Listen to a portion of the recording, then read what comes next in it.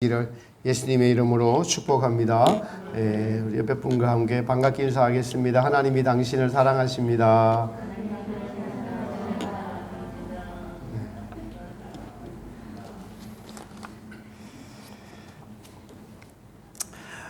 믿음은 예수님이 누구신가를 알아가는 것이 믿음이라고 할 수가 있습니다. 그래서 바울은 믿음의 주요 온전케 하시는 예수님을 바라보자라고 말씀했습니다. 성경은 하나님이 우리의 창조주 되시고 또 인간의 타락한 인간들을 위해서 이 아담의 피를 물려받은 우리의 모습들을 성경은 알려주고 있고, 이 죄의 실상들과 죄인들을 구원하러 오신 예수님의 이야기가 바로 성경의 이야기라고 합니다. 여러분, 우리가 직장을 다닐 때는 일을 하러 가서 경제적인 이익을 얻는 것이 목적입니다. 사람을 만날 때 무엇이든지 즐거움과 목적이 있습니다. 우리가 오늘 여러분들이 예수님을 만나러 오셨다면은 예수님과 우리 사이에 할 이야기가 있고, 예수님께서 우리에게 들려주시고 우리에게 듣고 싶은 얘기가 있는데, 그것이 바로 예수님은 오늘 본문에 나온 것처럼 내가 죄인을 구원하러 왔다라고 하십니다. 죄인을 구원하러 왔다라고 하신다면은 여러분이 그러면은 죄인이 되어야 하는 것이죠. 그래서 성경은 우리가 죄인이다라고 규정하고 있고, 날마다 오늘도 우리가 예배드릴 때에 먼저 죄를 회개한 것은 그 죄를 회개해야만 거룩하신 하나님을 만날 수 있기 때문에 죄를 회개한 것입니다. 그런데 실제로 우리가 살아가면서 믿음 생활을 하면서 이 죄의 실상에 대해서 주님은 더 정확하게, 명확하게, 리얼하게, 쌩쌩하게 알기를 원하십니다. 오늘 본문은 성경 가운데서 죄의 실상에 대해서 가장 현장감 있게 나타내 주고 있는 본문입니다.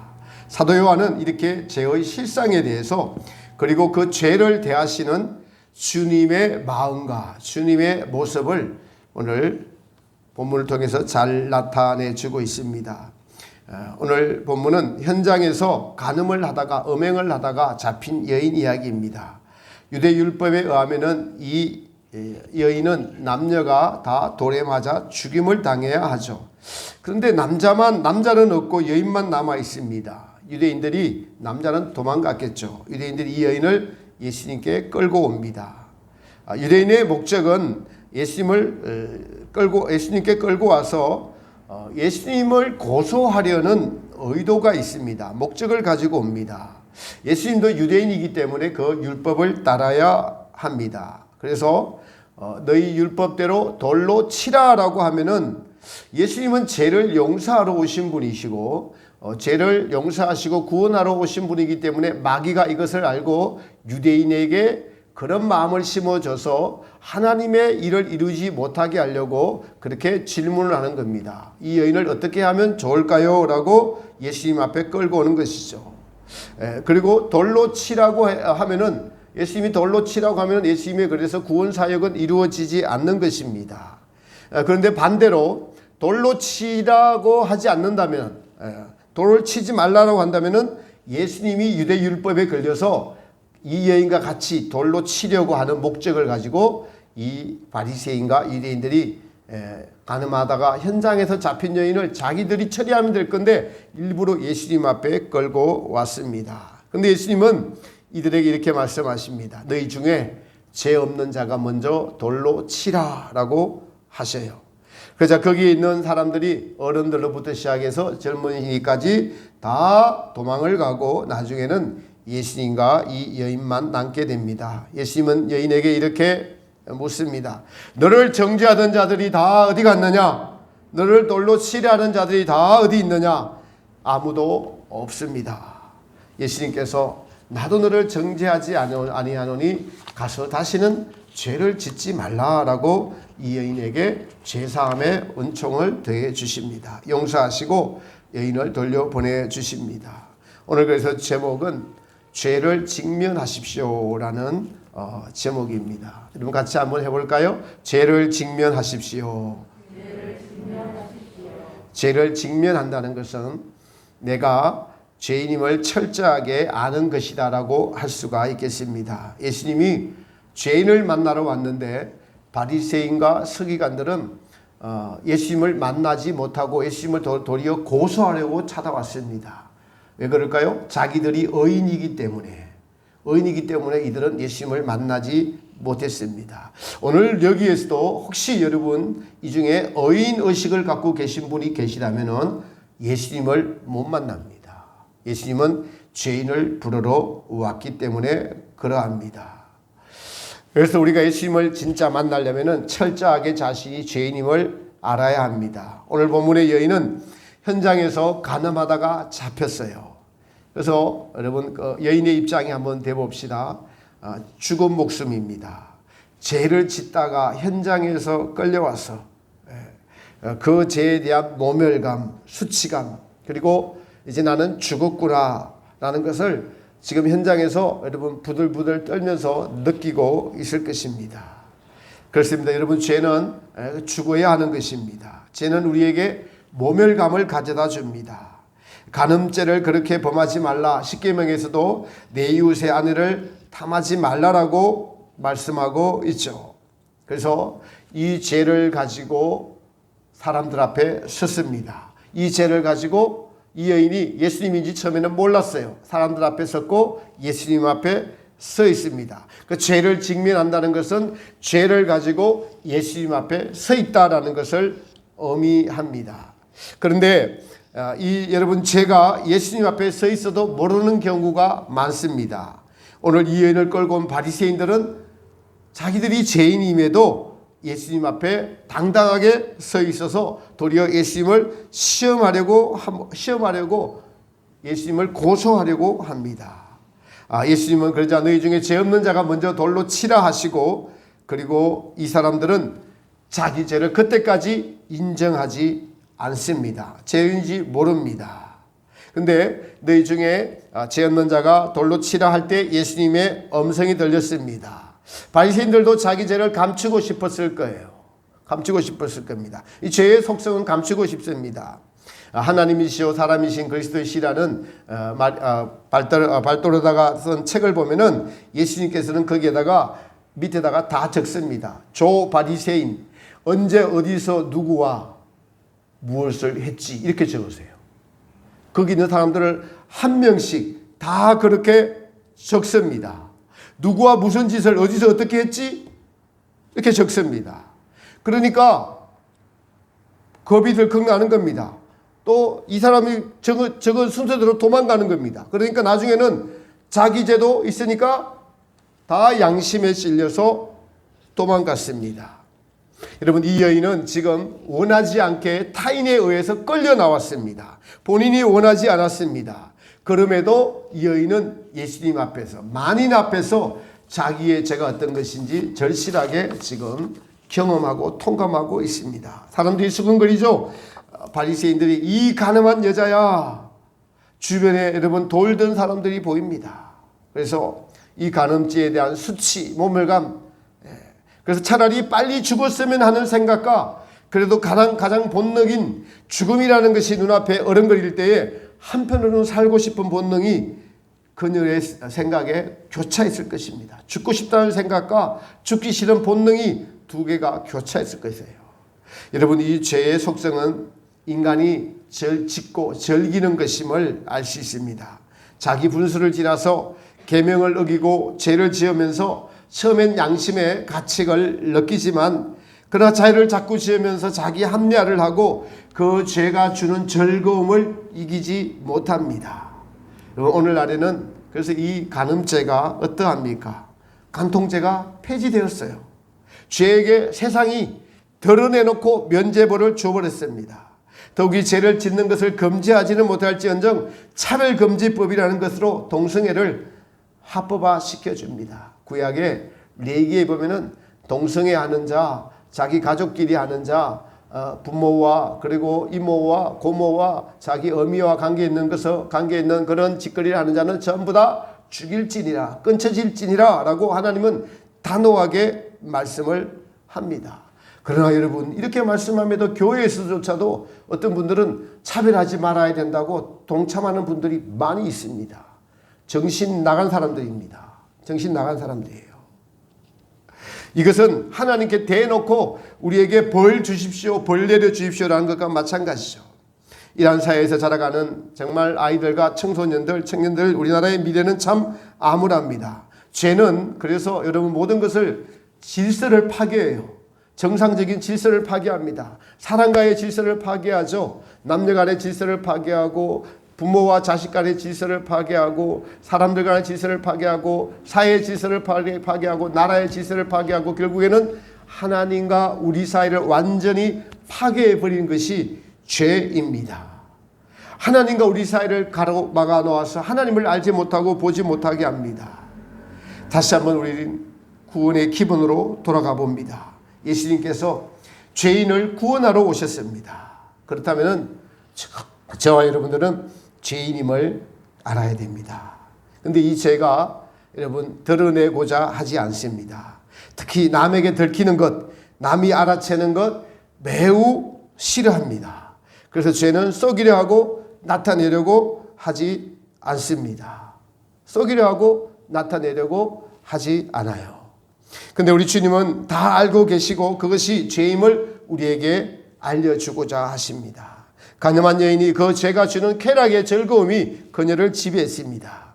이 죄가 들키면 돌에 맞아 죽는 것임을 알면서도 그 죄가 주는 즐거움이 들키기 전까지는, 현장에 잡혀오기 전까지는 그 주는 즐거움의 형벌에 대한 두려움만 있었지, 그것이 실제로 그 죄의 형벌이 다가오기 전까지는 죄가 주는 즐거움에 그냥 무방비로 당하고 그 죄가 주는 즐거움을 즐기면서 살다가 지속이 되다가 발각이 되어서 사람들 앞에, 예수님 앞에 끌려 나왔습니다. 이제 죄의 실체가 사람들 앞에, 예수님 앞에 적나라하게 드러났습니다. 심한 모멸감을 느낍니다. 차라리 빨리 죽었으면 하는 생각, 죄에 대한 심판이라고 생각하기보다는 부끄러움이라는 생각이 그녀를 짓누르고 있을 때 눈앞에 이상한 일이 벌어집니다. 바리새인들과 한 남자가 대화를 나누더니 이분이 무엇을 땅에 썼는데 모든 사람들의 죄를 보니까 다 적고 있습니다. 그래서 한 명씩 다 도망가요. 그리고 난 후에 예수님께서 너희 중에 죄 없는 자가 먼저 돌로 치라는 이 말씀을 하시고 죄를 적고 하니까 전부 다 돌을 다 땅에 내려놓고 다 사라지고 없습니다. 나중에 예수님과 이 여인만 남죠. 예수님이 묻습니다. 너를 돌로 치려고 하는 자들, 너를 정죄하려고 하던 자들이 다 어디 있느냐? 주위를 돌아보니까 정말 한 사람도 없습니다. 예수님이 말씀하십니다. 전혀 생각하지 못했던 말씀.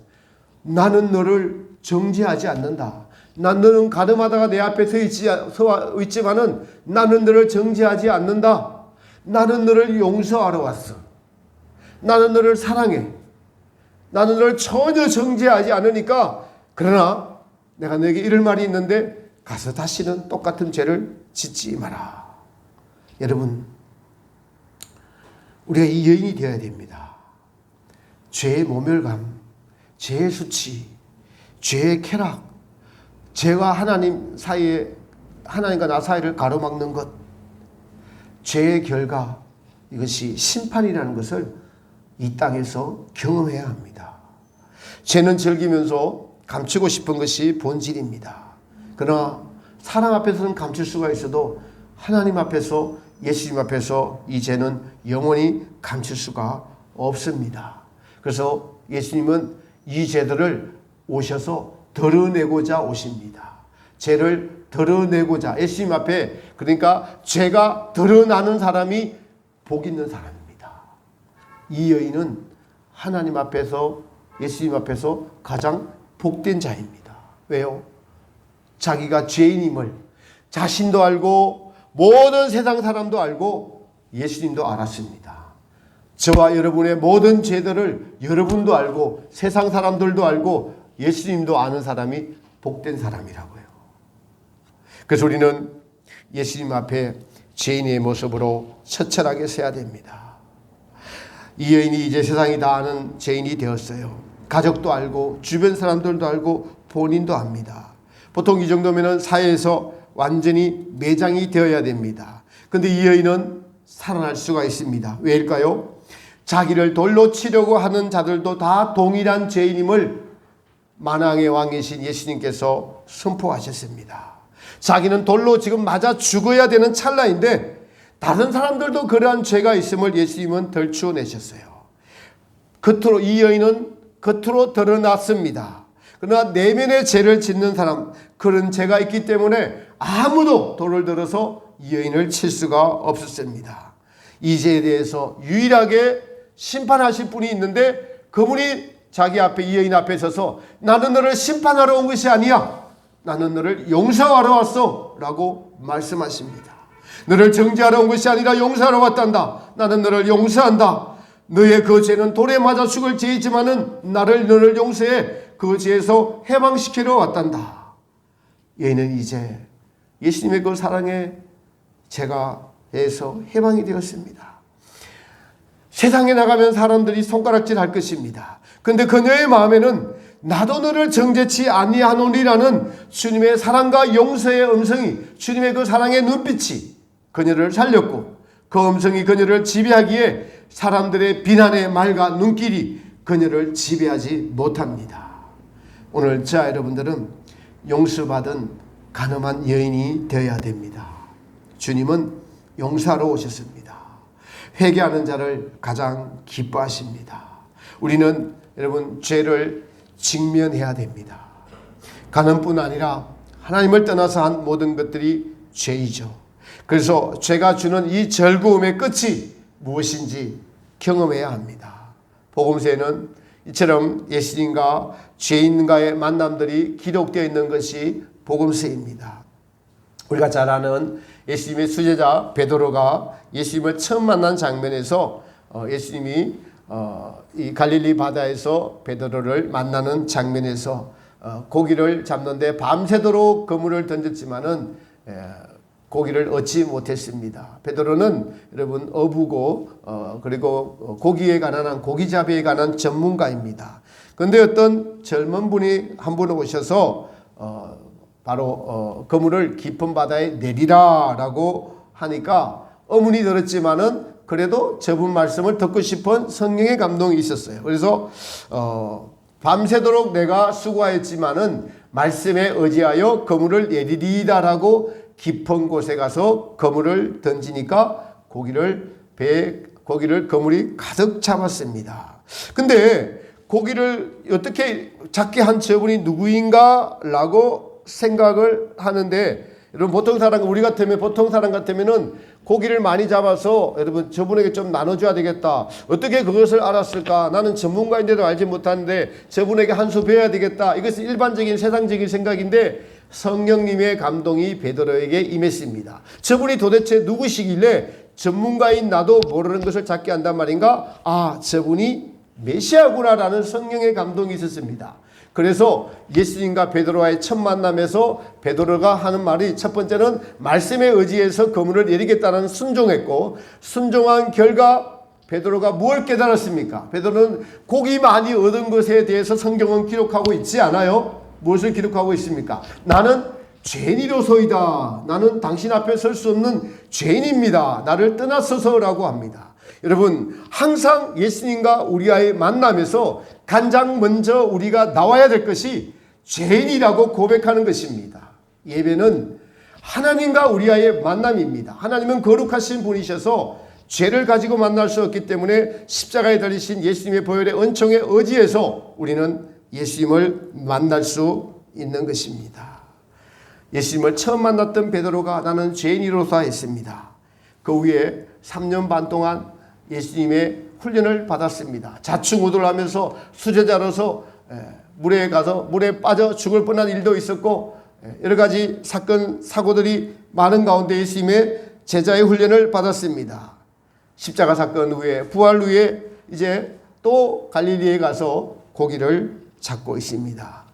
예수님께서 찾아오셨어요.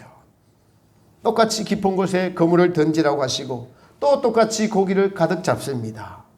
예수님은 이제 베드로에게 질문을 합니다.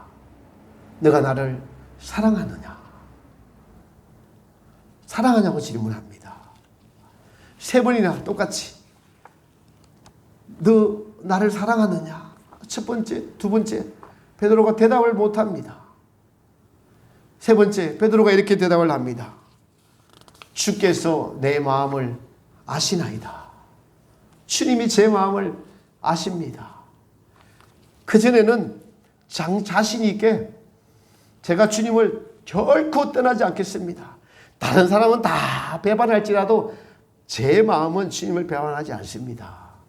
주님 저를 아시죠? 그렇게 했는데 그렇게 장담했던 십자가를 지기 전에 가야바의 뜰에서 그렇게 예수님을 부인했던 것이 생각이 나고 십자가에 달리신 예수님의 모습이 생각나고 유월절 잔치에 자기들의 발을 씻겨주시면서 서로 사랑하는 예수님의 모습이 주마등처럼 떠오르면서 그 예수님이 앞에 앉아 있는데 베드로가 하는 말이 무슨 말입니까? 주님 제가 죄인입니다. 주님 제 마음을 아십니다. 베드로는 제가 주님을 사랑합니다 라고 그러나 이 말을 입 밖으로 못 내겠습니다. 주님 제 마음을 아십니다. 제가 설교 준비하는데 베드로의 마음이 제게 전해져 왔습니다. 제가 주님을 사랑합니다. 사랑하는데 그 말을 입 밖으로 못 내겠습니다. 왜요? 죄인이기 때문에 언제 어디서든 저는 또 똑같은 죄로 넘어질 수밖에 없는 그런 연약한 죄인이었기 때문에 이제는 주님께 뭐라고 말씀드릴 수 없습니다. 오직 주님이 제 모든 것을 다 아십니다 라고 하니까 예수님이 이제는 너는 이제 내 양을 치라라고 말씀하십니다.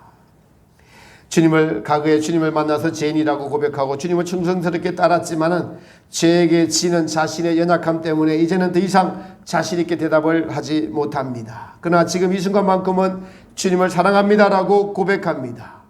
사랑하는 하나님의 성도 여러분, 오늘 베드로의 그 심정이 여러분의 심정이 되고 여러분의 고백이 되기를 축복합니다.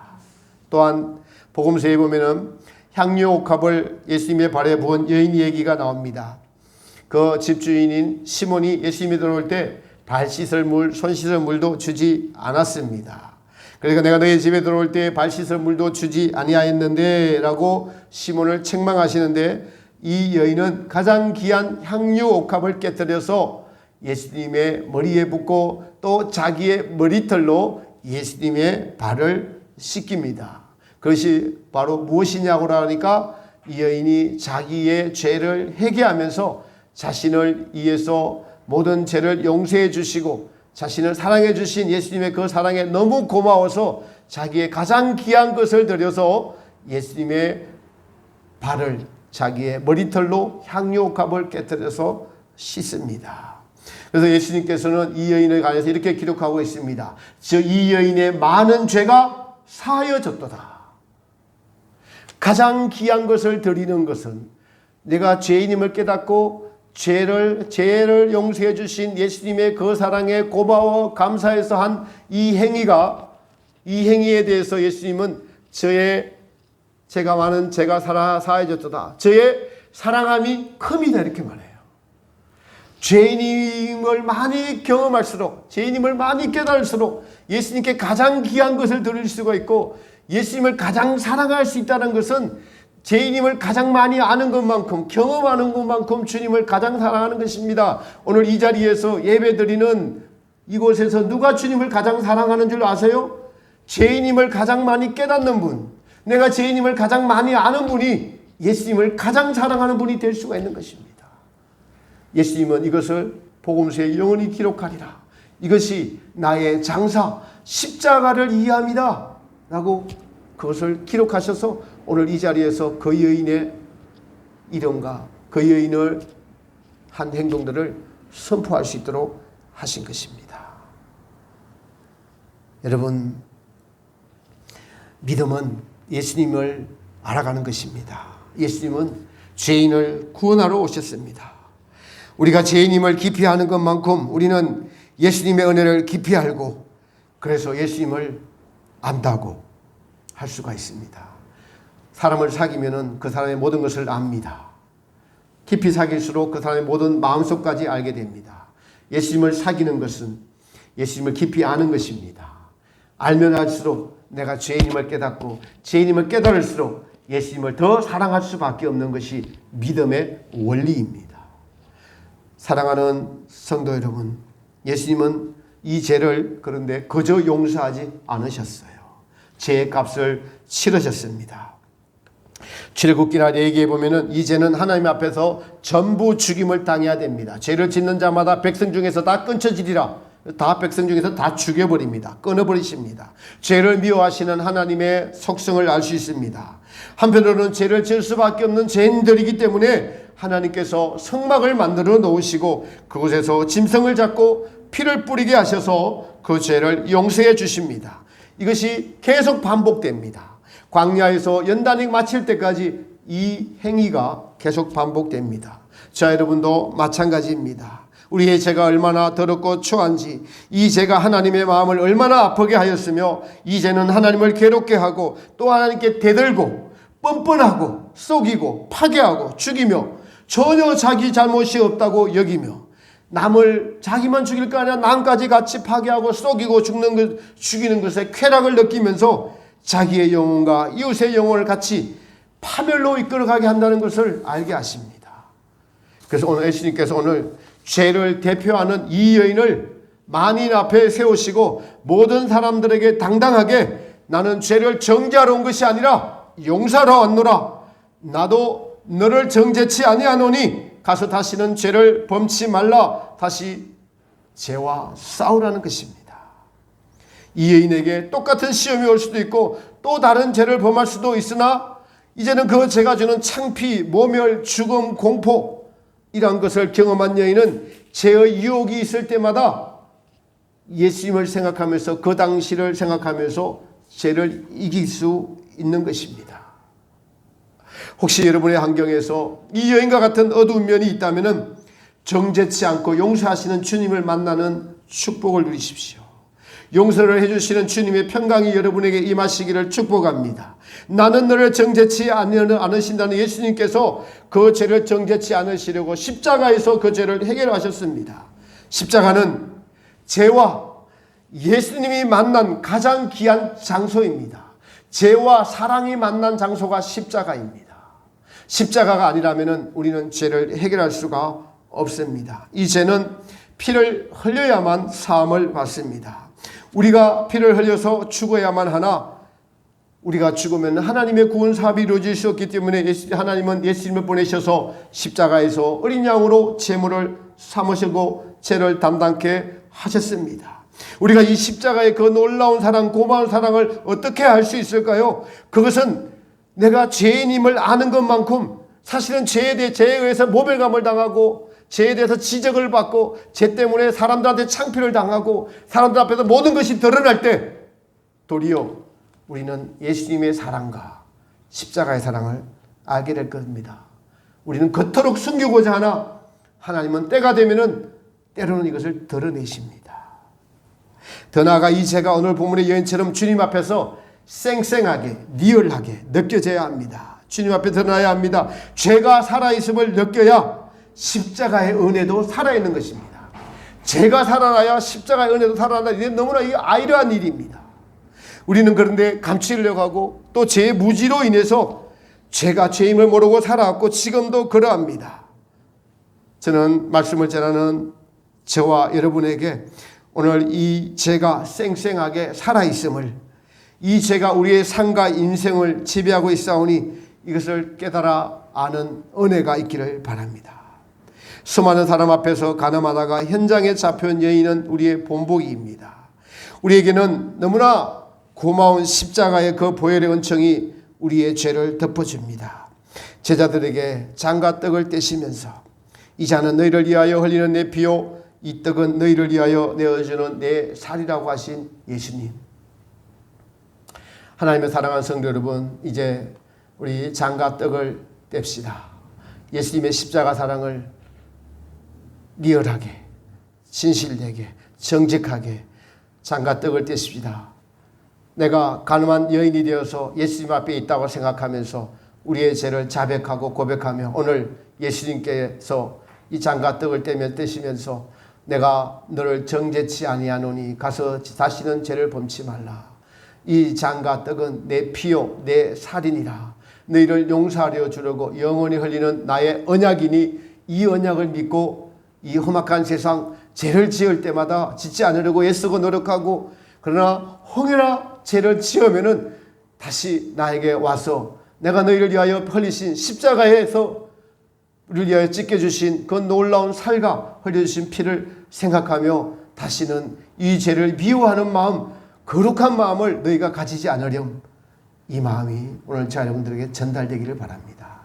예수님의 마음이 전달되어서 오늘 십자가의 그 사랑을 깨닫고 가늠하다가 현장에 잡혀온 여인처럼 예수님을 더 사랑하려면 죄를 직면해야 된다는 사실을 깨닫고 죄를 회피하고 죄는 나랑 관계없는 것이라고 생각하면서 죄 중에 무지함에 빠져서 죄를 먹고 마시면서도 죄와 함께 살면서도 죄를 직면하지 못하고 죄의 더러움에 취해 있고 죄의 잠에 취해 있어서 이 삶을 깨어나서 죄에 직면하는 여러분과 제가 되시기 바랍니다.